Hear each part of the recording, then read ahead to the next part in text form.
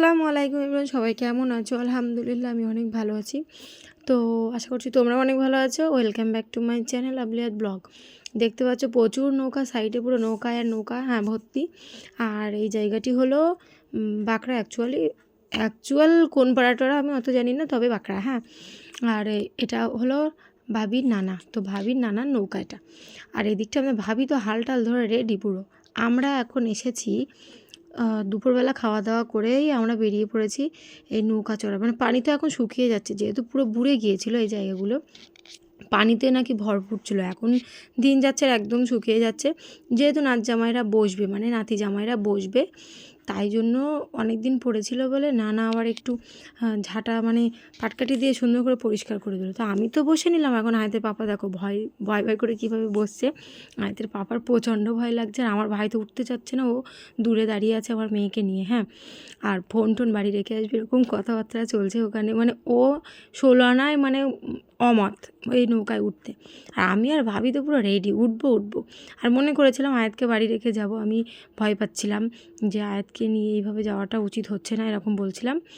তো ভাবি আমাকে সাহস দিল, আমি আগে উঠেছি, আমি সবাইকে নিয়ে যাই, আমার ভাইয়ের মেয়েকে নিয়ে যাই, তোমার কোনো অসুবিধা নেই। আর আমি তো প্রথমে আমার এরকম কোনো ধারণা ছিল না, যে আমি ভাবছিলাম কি কোথায় কী জায়গা, মানে এখানে যে পড়লে আমরা ডুবে একেবারে শেষ হয়ে যায় এরকম কিছু না, পড়লে হয়তো হাবুডুবু খাবো, ভিজে টিজে যাবো, এরকম একটি ব্যাপার, ভয় টয় লাগবে। তো দেখো একদম কত নৌকা এখানে আছে, আর এই নৌকায় করে মানে সব যেহেতু বুড়ে আছে, আর কি বলে গরমের ধান টানের বিষয় একটি আছে, যাই হোক জানি না, সব চারি সাইডটা বুড়ে আছে, সবাই এই নৌকায় করে যে যার মতো কাজে যায়, সবার মানে চাষ করা জমি বুড়ে আছে দেখতে পাচ্ছ। আর সেই পাট হয়েছিল কিছুদিন আগে, পাটকাঠি সব এখানে আছে, অনেকে নিয়ে যেতে পেরেছে বাড়ি, অনেকে যেতে পারেনি, যেতে হবে তো এই নৌকা করে নিয়ে, হ্যাঁ। তো এরকম একটি ব্যাপার। আর এই দেখো আমরা বেরিয়ে পড়েছি, আর ভাবির নানা কিন্তু একটু অবাক হচ্ছে, মনে করছে এই মেয়েটা পাগলের মতো শুধু ফোন নিয়েই ধরে বসে আছে। ভাবির নানা তো ওরকম কিছু জানেই না যে আমি ভিডিও করি, তো একটু ক্যামেরার দিকে বেশি বেশি করে তাকাচ্ছে। আর আয়তের পাপা দেখো দুই সাইডে কীভাবে ধরে বসে আছে, ভয়তে মানে পড়ে যাওয়ার ভয়, হ্যাঁ। আর এখানে একটা ফুল নিয়েছে আয়তের পাপা, এইগুলোকে কি একটা বলে, গাব ফুল না কি, তো নিয়ে আয়াতকে বলছে তুমি সরে, এটা তোমার মাম্মার জন্য, ছোট্ট করে একটু প্রপোজ করে দিল। তারপরে একটা ভেবাচাকা করে এটা আয়াতকে দিল। আয়াতও প্রচণ্ড খুশি, আমিও খুশি, হ্যাঁ। আর চারি সাইডটা জাস্ট তোমরা একবার দেখো কি অবস্থা, মানে আমার যে এত ভালো লাগছে এই জায়গায় এসে। আমি বসে আছি, প্রথমে তো এত ভয় লাগছিল, আর এখন কোনো ব্যাপার না, ইজিলি হয়ে গেছে। আর একদম দেখা যাচ্ছে তলায় ঠাঁই পেয়ে যাবো, মানে আমাদের হয়তো কোমর থেকে একটু উঁচু এরকম টাইপের গর্ত আর কি, হ্যাঁ। আমি তো প্রচণ্ড এনজয় করছি, যেরকম মনে করো আয়াতের পাপা এই ফুলগুলো বেশি বেশি করে তুলছে আর মেয়েকে বারবার করে দিচ্ছে, আমাকে তো একবার দিয়েছে। আর হ্যাঁ, যেরকম মনে করো ওখানে ফুল আছে, যেতে আসতে যে ফুলগুলো দেখা যাচ্ছে, ওই ফুলগুলো তুলছি। আর মাঝখানে এমন জায়গায় পুরো ফাঁকা জায়গা, সেখানেও কিছু কিছু নৌকা আছে। আর আয়াতের পাপা এইগুলো কি বলে, গাব বলে মনে হয়, গাব অ্যাকচুয়ালি না ঢ্যাপ টাইপের কিছু একটা বলে।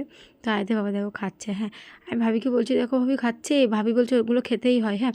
আর দেখো নিচে একদম কুয়াশাচ্ছন্ন মতো এঁটে আছে, এগুলো কি একটা বলে, আমি সেই সঠিক নাম মনে পড়ছে না।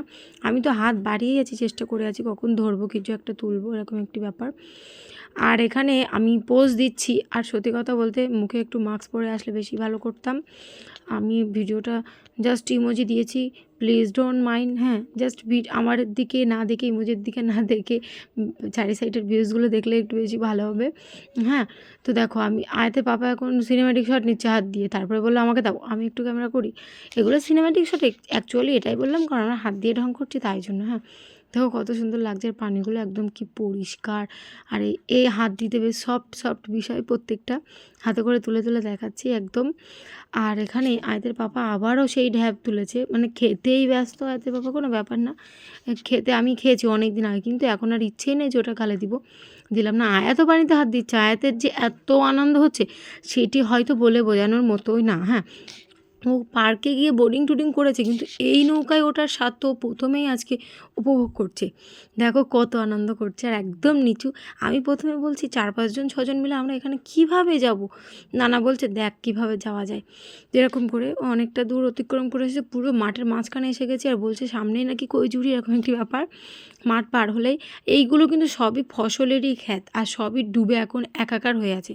আর আমি তো ফুল তুলতে ব্যস্ত। আমি শুধু আয়াতের পাপাকে বলছি একবার এই সাইডে ঘোরাও, একবার ওই সাইডে ঘোরাও, আমি কিন্তু ফুল তুলবো, আর ফুল তোলার সিনটি কিন্তু তুমি ভিডিও করবে।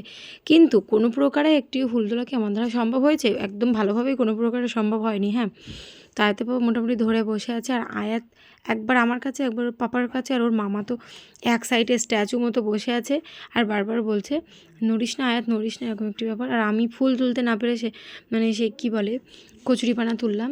এখানে একটু ফাইনালি ফুল তুলে দোলা টোলা করে দিলাম, বেশ ভালো লাগছে, একদম অসাধারণ। হ্যাঁ, এই জায়গাটায় আমি সত্যি এরকম বিলে এইভাবে নৌকায় চড়ে আমার লাইফে ফার্স্ট টাইম। তো প্রচণ্ড এনজয় করেছি। আর তারপরে এখানে আমি ওই আয়াতের পাপা যা খাচ্ছিলো, আমি বললাম দাঁড়া এবার আমি একটা তুলবো। আমি কিন্তু দূর থেকে দেখেছি, কিন্তু এই সমস্ত ছ্যাদলার মাঝখানে সব হারিয়ে যাচ্ছে, খুঁজে পাওয়া দুষ্কর বেঁধে যাচ্ছে। আর আমার প্রচণ্ড ভালো লাগছে এইগুলো তুলতে। আর পুরো পাতাগুলো এখানে কিন্তু ফটোগ্রাফার আসলে এত সুন্দর সুন্দর ফটো উঠবে বলে বোঝানোর মতো না। ক্যামেরায় তোমরা দেখে বুঝতে পারছো পুরো সবুজ ভিউটা কত সুন্দর হচ্ছে। দেখো ফাইনালি একটা ঢ্যাপ কিন্তু আমি পেয়ে গেলাম। এখন আয়াতের বাবাকে বলছি তুমি খাও, মানে আমি তো খাবো না, তুমি একটু খাও। হ্যাঁ, আয়াতের বাবা খাচ্ছে বেশ টুকটুক করে।